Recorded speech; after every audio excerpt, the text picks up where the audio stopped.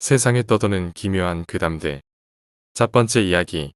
비 오는 날에 소름 끼치는 흉가. 지금부터 하는 이야기는 수십 년 전, 제가 아는 형님께서 대학생 시절에 친구랑 경험한 일입니다. 형님과 친구분은 거나하게 취하셨습니다. 세 분은 만취하여 가누지 못하는 몸을 하고 부산의 사직동을 지나 실미산을 지나는 산길을 넘어갔습니다. 장마철이라 그런지 갑자기 장대비 같은 엄청난 폭우가 하늘에서 쏟아져 내리기 시작했습니다. 처음 세 분이었으나 알게 모르게 한 분은 중간에서 세고 남은 두 분은 끝도 없이 내리는 폭우를 피해 산길을 무작정 달렸습니다. 그런데 이거 도저히 달려가서 피할 비가 아니었습니다. 어디서부터 길을 잘못 든 것인지 산길은 끝날 기미가 보이지 않고 주변은 전혀 모르는 생소한 곳이었습니다. 보통 산길을 지나가면 집까지의 거리는 10분 정도인데 이건 30분 이상은 헤맨 느낌이었습니다. 길을 찾는 것이 문제가 아니라 체온이 식기 전에 어디 가서 비라도 피해야겠다고 생각되었습니다. 두 분은 인근을 헤매다 멀리 불이 켜진 단층집을 발견하고 급한 대로 찾아 들어가게 되었습니다. 회상하는 형님의 말로 첫 느낌부터 상당히 섬뜩했다고 합니다. 낡은 슬레이브 집인데 녹슨 대문엔 가시덤불이 가득했습니다. 도저히 사람이 사는 집이 아닌데 이상하게도 안에는 희미하게 불빛이 새어나왔습니다.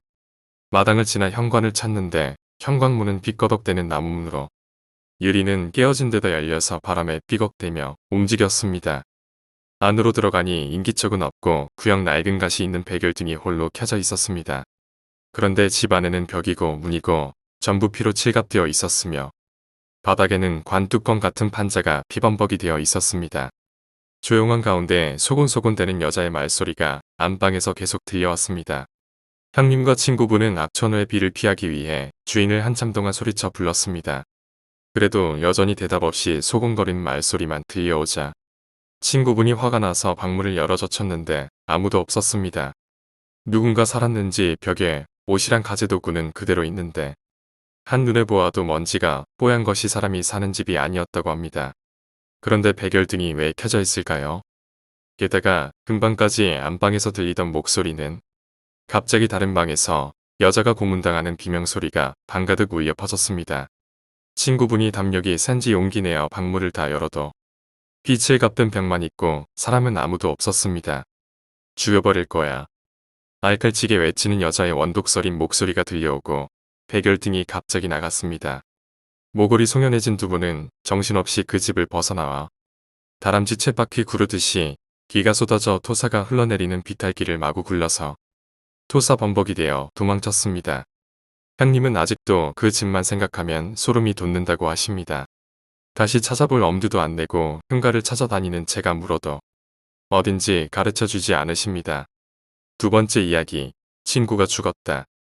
이것은 내가 고등학교 때 친구 아이와 함께 겪은 이야기입니다. 그때 같은 반이던 친구 한 명이 자살을 하고 말았습니다. 그녀는 T라고 하는 아이로 학급 내에서 왕따를 당하고 있었던 데다 얼마 전 남자친구와 헤어지면서 자살을 선택해버린 것입니다. 자살했을 때 T는 손에 대못을 꽉 쥐고 있었습니다. T는 모두들 싫어했었기 때문에 장례식에 참석한 것도 우리 반에서는 나와 Y, 담임인 N 선생님 뿐이었습니다. 담임이었던 N 선생님은 T양의 상담에 자주 응해주었기 때문에 T양의 어머니도 그것을 잘 알고 있었습니다. N 선생님은 자주 T양의 집에 찾아가 가족들과 함께 잘 극복해 가자고 격려하곤 해서 T양의 어머니도 선생님이 그렇게나 신경 써주셨는데도 결국 이렇게 되어버려서 죄송합니다. 라고 울면서 이야기하고 있었습니다. N 선생님은 영전에서 우는 것을 필사적으로 참으면서 T양의 어머니와 이야기를 하고 있었습니다. 나와 Y는 방구석에서 그 상황을 보고 있었는데 웃기지 마. 암태지 주제에 라고 작은 소리로 중얼거리는 목소리가 들렸습니다. 나는 Y가 말한 것인가 싶어서 눈을 돌렸지만 Y는 아무 일 없었던 듯 가만히 N 선생님 쪽을 보고 있었기 때문에 환청이라고만 생각했습니다. 그리고 3일 뒤 방과 후에 Y와 함께 복도를 걷고 있는데 컴퓨터실에 컴퓨터가 한 대만 켜져 있는 것이 눈에 띄었습니다. 나와 Y는 이상하게 생각하고 컴퓨터의 모니터를 보았습니다. 자살 사이트 영영의 모임. 스레드의 주인은 HH라고 하는 사람이었습니다. 스레드를 읽어보니 그 안에 나오는 것은 우리 반 아이들의 이름들. 왕따 당한 내용도 하나하나 모두 적혀 있는 걸로 보아 아마도 이것을 만든 건 티앙인 것 같습니다.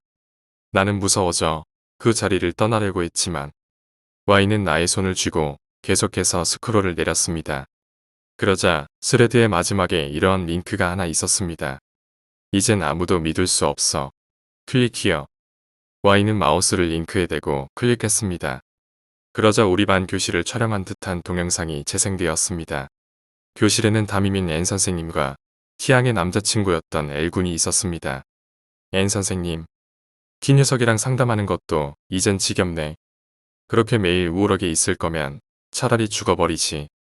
L군, 나도 헤어진 지 오래됐는데 아직도 메일이나 문자가 와서 귀찮아. 정말 지나치잖아. 그리고 두 사람은 키스를 하기 시작했습니다. 화면의 바깥쪽에는 두 사람을 복도에서 응시하고 있는 티앙의 모습도 비추고 있었습니다. 그리고 돌연 화면이 바뀌고 체육창고가 화면에 나타났습니다. 창고에는 양손이 묶여있는 N 선생님이 있고 화면의 가장자리에서 어찌된 일인지 대목과 망치를 가진 티앙이 N 선생님에게 무서운 미소를 지으며 다가가고 있었습니다. 나와 Y는 당황해서 교무실에 달려가 거기에 있던 남자 선생님을 불러 체육창고로 달려갔습니다. 체육창고를 열어보니 바닥에 N 선생님이 쓰러져 있었습니다. 의식을 잃고 있어 바로 앰뷸런스에 실려 병원으로 후송되었습니다만 병원에서 의식이 돌아오자마자 공포에 질린 얼굴로 경련을 일으키며 도망쳤다고 합니다. 그리고 붙잡으려 하는 간호사들과 실랑이를 벌이다가 최후에는 괴성을 지르고 의식이 없어져 그대로 돌아가셨다고 합니다. 나와 Y는 컴퓨터실에서 본 사이트는 실제로 존재하는 곳입니다. 티앙은 생전에 AGH라는 아이디로 그 사이트에 글을 올렸던 것 같습니다. 자살 사이트에 써 있는 것으로 경찰은 티앙의 자살 원인을 파악했다고 합니다. 그렇지만 지금 그 사이트에 그날 우리가 봤던 동영상은 존재하고 있지 않습니다. 아직도 티앙의 원한은 그 사이트 안에서 머물고 있을까요? 세 번째 이야기. 어릴 때 만났던 귀신. 내가 어렸을 적 이야기다. 아마 그때 우리 가족이 살던 집은 터가 굉장히 안 좋았던 것 같다. 기가 약한 우리 엄마는 자주 가위에 눌리시고 아빠는 그런 엄마를 위해 이리저리 알아보셨다. 무당이든 보약이든 말이다. 그리고 외동이었던 나는 혼자 있는 시간에 자주 귀신을 목격하였었다. 그때 본 귀신들의 이야기를 해볼까 한다. 일단 가장 흔히 아는 화장실 귀신 이야기다. 내가 본 이 화장실 귀신은 일반적인 괴담 속 귀신과 좀 달랐다. 짧은 단발머리에 교복을 입고 있는 중학생 정도로 보였었다. 특이한 점이 있다면 얼굴은 달걀 귀신처럼 아무것도 없었지만 눈과 입이 있어야 할 부분이 웃는 모습을 하고 있었다. 몇 번 나타난 적은 없지만 집에 내가 혼자 있을 때 화장실에 들어가면 세면대 옆에 서서 나를 보고 있다. 잠시 뒤면 사라졌다. 다음은 계단 귀신 이야기이다. 이 귀신은 모든 귀신들 중 가장 무서웠던 귀신이었다. 우리 집은 작은 아파트 형식으로 엘리베이터가 없이 걸어 올라가야 했었는데 그때 우리 집이 3층이라 많이 높진 않았다. 태권도가 끝나고 노을이 지는 시간쯤 집 앞에서 마주치는 여자가 있었는데 아직까지도 생생히 기억난다. 우선 여자치고 굉장히 큰 키에 엉덩이를 덮는 검고 긴 머리로 얼굴을 가리고 검은색 레이스 달린 원피스와 굽이 높지 않은 검은 힐을 신은 기분 나쁜 여자였다. 근데 희한한 점은 마주치는 장소였다.